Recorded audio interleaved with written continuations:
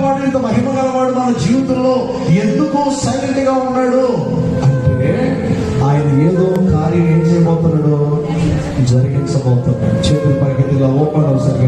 హల్లెలూయా. అన్నిటి మీద అధికారం గలవాడు. ప్రాణాన్ని చెప్తున్నాడు దానికి ప్రాణమా, ఆయన అన్నిటి మీద అధికారం గలవాడు.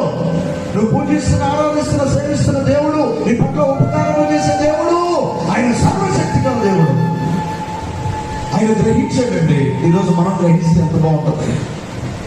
మనతో ఉన్న దేవుడు బలమైన దేవుడు, మనతో ఉన్న దేవుడు అధికారం గల దేవుడు, మనతో ఉన్న దేవుడు మనం నడిపించే దేవుడు, సర్వశక్తి గల దేవుడు. మనతో ఉన్న దేవుడు అన్నిటి మీద అధికారం కలిగి ఆయన అనుగ్రహిస్తే జరుగుతుందనే సంగతి మనం ఎందుకు తెలుసుకోలేకపోతున్నాం, అందుకు భయపడుతున్నాము.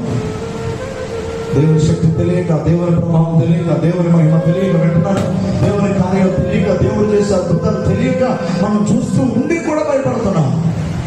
రాత్రి ప్రభు చెప్పే మాట ఏంటంటే, మనం దేనికి ఎందుకు భయపడకూడదు? సర్వశక్తి గల దేవుడు మనతో, సర్వ